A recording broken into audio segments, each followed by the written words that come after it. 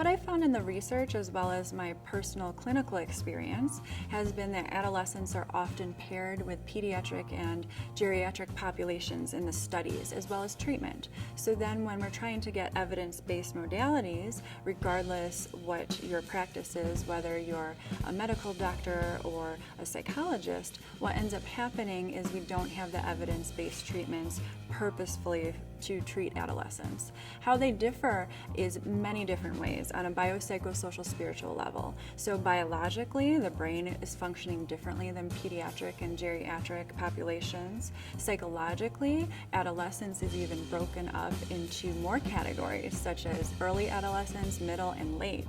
So adolescence itself is even broken up differently due to brain maturation and such.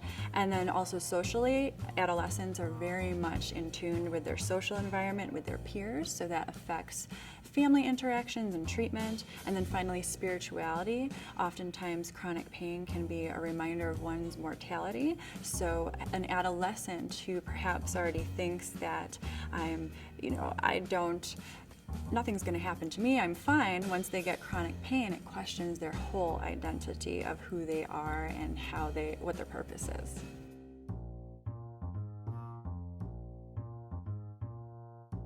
You'd be surprised. It depends on also, I found, whether you're in the suburbs or a rural area. It just can be dependent based on if it's an injury related to, for instance, farming, if you're a family member on a farm, versus concussions and more sports sort of injuries. A lot of the injuries that I see are adolescents have car accidents or just some sort of accident, whether it's gymnastics or concussions or football injuries.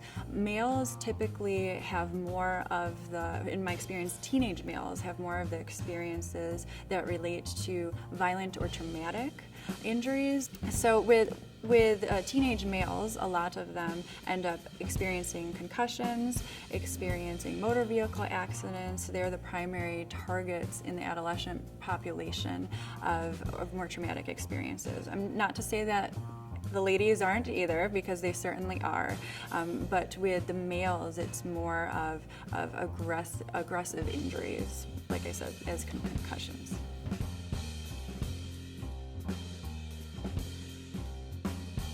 With the issues that I've seen is a lot of the times, a lot of the doctors are not properly trained with the chronic pain processes. So a person who will come in, an adolescent who will come in with perhaps an acute injury, will be just treated for the acute injury, maybe not followed up on, and then eventually, before you know it, chronic pain has developed, and perhaps the family members didn't notice that maybe they should come back after 3-6 months. Teenagers are resilient, they'll be fine, they're going to heal, it's just taking a little longer for them. So it's kind of that process and the stigma of an adolescent is going to be fine, they're healthy, they're not going to develop chronic pain.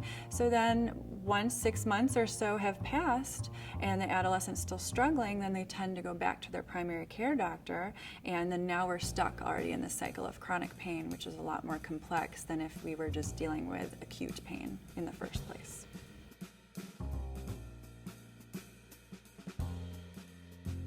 Well, the very interesting part of adolescence in chronic pain in general is just that there's not a lot of research at all, like I had said earlier.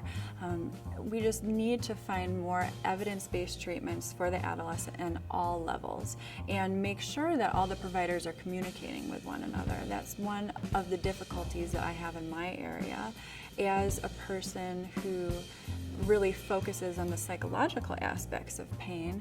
I often am calling a person's pain clinic and other pain professionals, physical therapists. Sometimes I'm met with no phone calls back, and it's just a real disappointment because we need to treat the adolescent from a biopsychosocial spiritual component and model so that they're getting the best care possible and that they can live a valued life despite pain.